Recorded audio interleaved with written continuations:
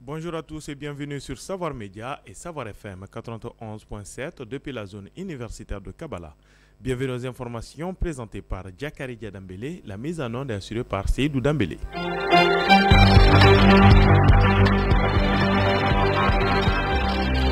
Au sommaire. Prévu pour se tenir en 2012 à Mopti, la biennale artistique et culturelle annuelle pour raison de coup d'État aurait finalement lieu du 6 au 16 juillet 2023 dans la Venise malienne.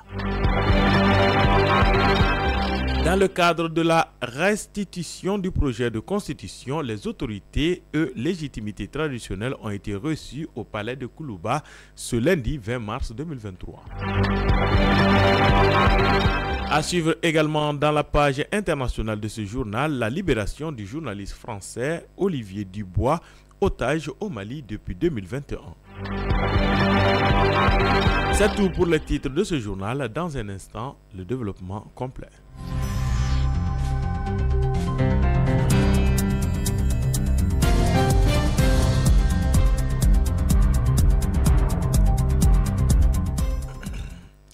Une fois de plus, bonjour à tous et bienvenue dans cette page d'édition du mardi 21 mars 2023. Comme annoncé dans les titres, restitution du projet de constitution, les autorités légitimités traditionnelles ont été reçues au palais de Koulouba. Le président de la transition, son Excellence le colonel Assimi Goïta, chef de l'État, a reçu ce lundi 20 mars 2023 dans la matinée les autorités et légitimités traditionnelles. L'objectif de cette rencontre était de présenter le projet de constitution à ces autorités et légitimités en leur expliquant surtout les grandes innovations contenues dans ce document. Cette cérémonie qui a eu lieu dans la salle des banquets de Koulouba a enregistré la présence du Premier ministre ainsi que des membres du gouvernement. Boubacar Sow, membre de la commission de finalisation du projet de constitution, a souligné la nécessité absolue pour le Mali d'aller à une nouvelle constitution. Les innombrables tentatives de révision en sont, selon lui, les preuves. Parcourant tout le contenu du projet de constitution, M. Sow a donné des précisions sur les grandes innovations contenues dans ce document. Tous les points saillants du projet de constitution ont été clairement expliqués aux autorités et légitimités traditionnelles qui seront les porte-parole du gouvernement auprès de leurs populations respectives, conformément à l'appel que leur a lancé le président de la transition au cours de cette cérémonie. Le chef de l'État a remercié ses hôtes de marque qui ne manquent jamais à l'appel de la patrie. Selon le président de la transition, ce projet de constitution est la concrétisation d'une volonté pressante du peuple malien exprimée lors des assises nationales de la refondation. L'ONG Aide de l'Église norvégienne décide de célébrer les droits des femmes durant tout le mois de mars. C'est dans ce cadre qu'elle rassemble plusieurs organisations de la société civile autour d'une conférence débat ce mardi 21 mars 2023 à l'hôtel Millennium de l'ACI 2000 sur la thématique de femmes artistes incontournables debout pour la paix, la sécurité, la cohésion sociale et la réconciliation au Mali. Aboubakar Kanouté nous fait le point. Toujours dans le mois de mars, les célébrations de la Journée internationale des droits des femmes se poursuivent. L'ONG Aide de l'Église norvégienne, dans la dynamique de promouvoir l'égalité des genres et l'autonomisation des femmes, commémore ce 21 mars 2023 à l'hôtel Millennium la Journée internationale des droits des femmes. Et c'est dans une optique de consolider la paix au Mali. Catherine Selanda, directrice pays de l'AN.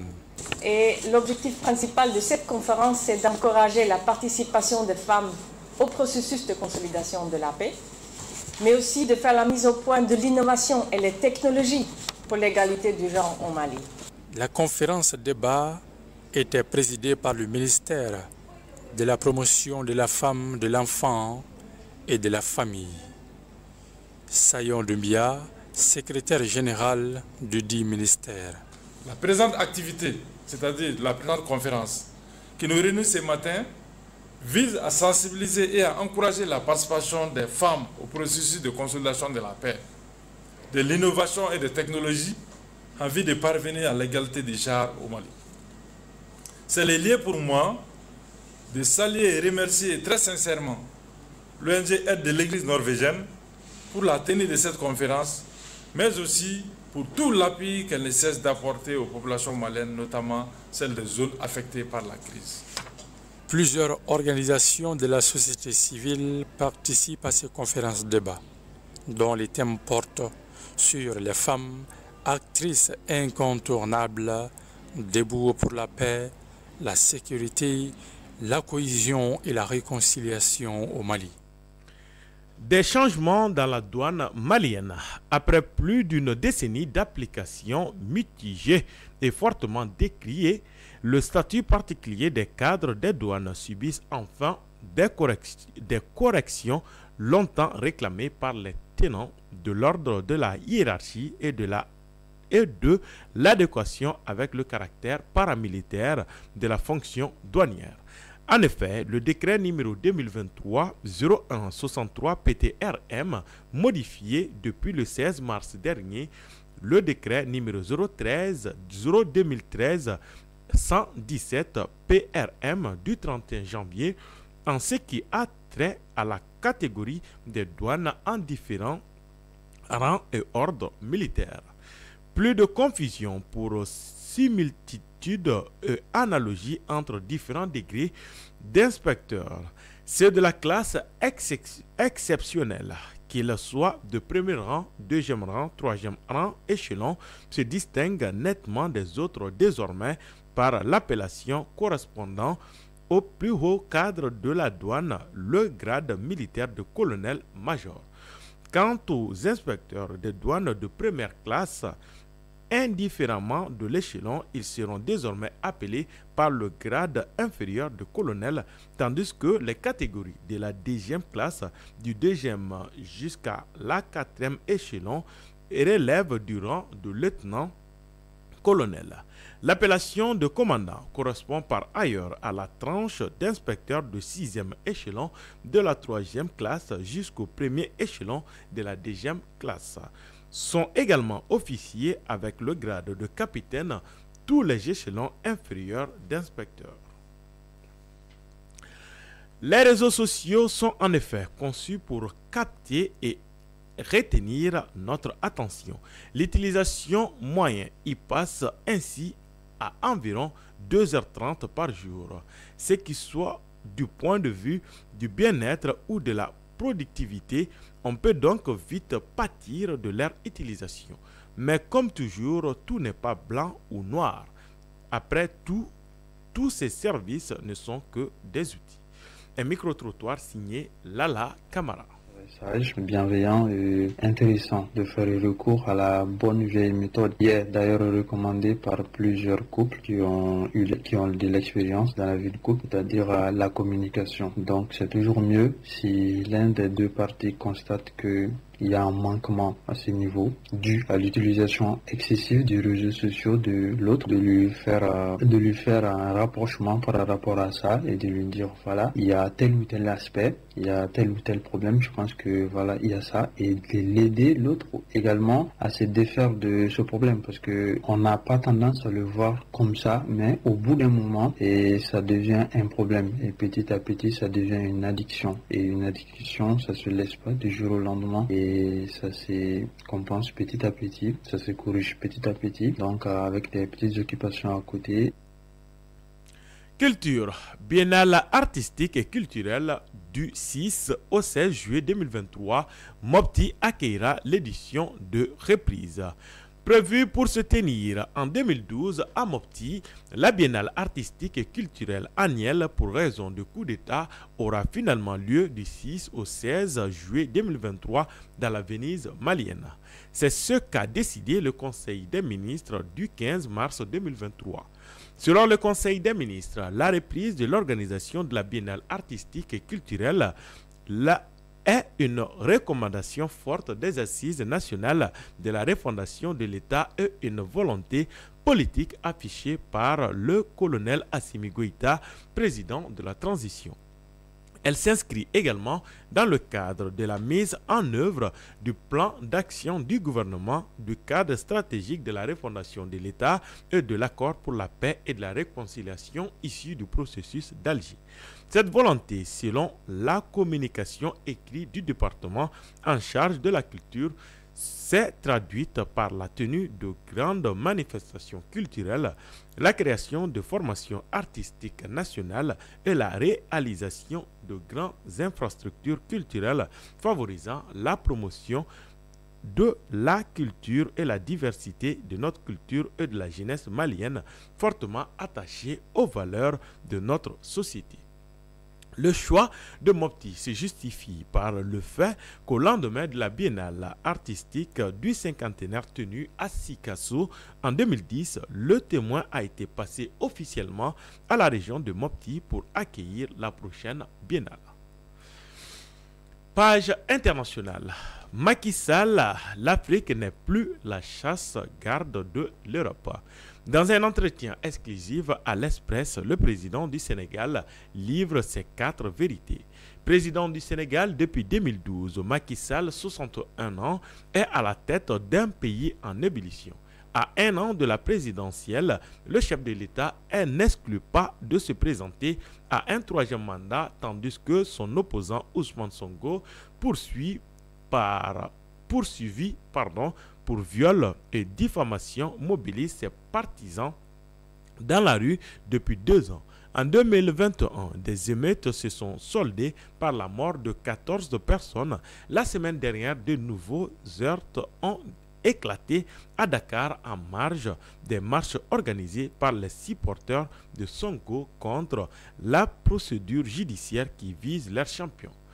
Aux manettes d'un pays de 17 millions d'habitants, Macky Sall vient également de terminer son mandat d'1 an à la présidence de l'Union africaine, marqué par la crise alimentaire liée à la guerre en Ukraine. Le journaliste français Olivier Dubois, otage au Mali depuis 2021, a été libéré. Seul otage français récent et recensé dans le monde, le journaliste Olivier Dubois a été libéré après avoir été enlevé il y a près de 2 ans par le groupe de soutien à l'islam et aux musulmans. Il était l'otage d'un groupe djihadiste au Mali depuis avril 2021. Le journaliste français Olivier Dubois est arrivé libre lundi 20 mars à l'aéroport de Niamey au Niger, a constaté un journaliste de l'AFP. Je me sens fatigué, mais je vais bien, a-t-il déclaré à sa descente de l'avion, souriant et visiblement ému, vêtu d'une chemise blanche ouverte sur un t-shirt et d'un pantalon belge.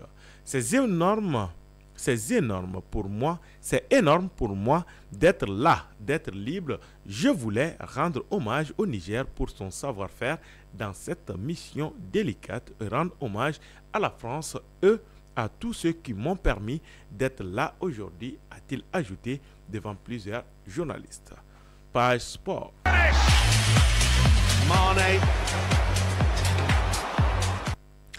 Coupe CAF, AS Real obtient son premier succès en phase de groupe.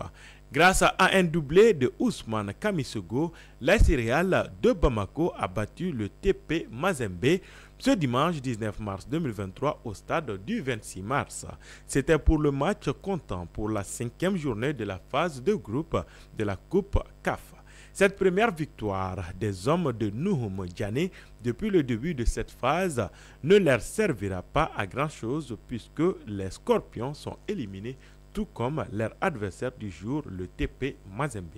Après 2 nuls et 2 défaites lors des 4 précédentes journées, l'AS Real de Bamako se devait de gagner au moins un match pour sauver l'honneur à défaut d'accéder au prochain tour. Ainsi que ce dimanche face aux Congolais du TP Mazembe qui les avait battus à l'aller 3-1 à Lumumbashi, les hommes de Nouhoum Diané sont sans être très spectaculaires, ont assuré l'essentiel en s'imposant 2-1 au stade du 26 mars. La météo avant de boucler ce journal, il fait actuellement 38 degrés Celsius. Le maximum attendu pour le reste de la journée est de 42 degrés. Le soleil se couchera sur Bamako et ses environs à 18h42. Ceci met fin à ce journal qui vous a été présenté par Jakari Dambélé. Sa mise en onde était assurée par Seydou Dambélé. Merci à vous de l'avoir suivi et bonne suite de programme sur le groupe Savoir Média.